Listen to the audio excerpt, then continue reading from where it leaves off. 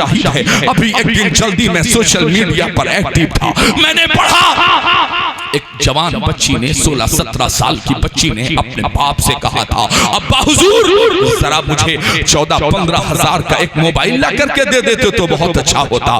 बाप अपनी बेटी की बात को मुस्तरद न कर सका, मार्केट गया, तुलसीपुर गया, 15-16 हजार का बढ़िया मोबाइल खरीदा और खरीद करके घर आ गया। अब बेटी को मुस्कुराते हुए उसने हाथ में मोबाइल थमा दिया। मोबाइल थमाया तो बेटी ने कहा, अब्बा शुक्रिया, अब्बा थैंक यू इस बात का कि आपने मेरे कहने पर 15-16 हजार रुपए खर्च कर दिए। लेकिन अब्बा हुजूर अगर आप नाराज ना हो, अब्बा अगर आप गुस्सा ना हो, तो बस मेरी एक छोटी सी बात मान लीजिए, एक बार मार्केट और चले जाइए। बताओ बेटी क्या बात है? अब्बा जहां 15 हजार आपने खर्च किया है वहीं पर अब्बा 200 रुपए मेरे मोबाइल पर और खर्च कर दीजिए। कैसा?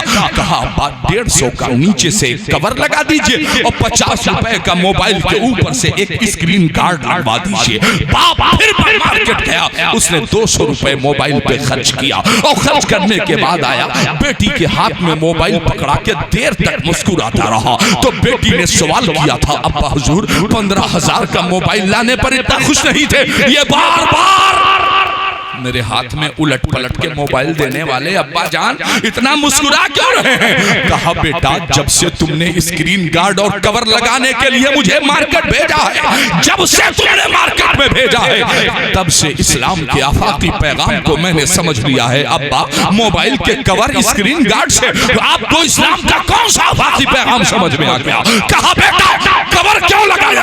कहा अब्बा इसलिए कि नीचे से गर्दो गुबार मोबाइल में न जाने पाए। कहा बेटी स्क्रीन गार्ड क्यों लगवाया? कहा अब्बा इसलिए कि मोबाइल के मेन स्क्रीन पर स्क्रैच ना आने पाए, दाग धब्बा ना आने पाए। कहा बेटा यही तो इस्लाम का पैगाम है। इस्लाम ने अपनी शहजादियों को पर्दे में रखने का हुक्म इसीलिए दिया है ताकि किसी गैर की नजर तुम्हारे ऊपर न पड़ने पड़े, ताकि तेरी इज्जत पर किसी का हाथ न पहुंचने पाए, ताकि तुम्हारे ऊपर कोई लांछन न लगने पाए। इस्लाम की शहजादियों, इसीलिए तो तुम्हें इस्लाम ने पर्दे में रहने के लिए कहा है। इस्लाम ने किसी के हुकूक को दबाया नहीं है। जिन्हें ये लगता है कि इस्लाम ने बेटियों के हुकूक दबा दिए, उन्हें कुरान में एक आयत नहीं, अल्लाह ने जिस दिन सूरे निसा अपने महबूब पर नाजिल फरमाई उसी दिन बेटियों बीवियों के हुकूक इस जमीन पर नाजिल कर दिए गए।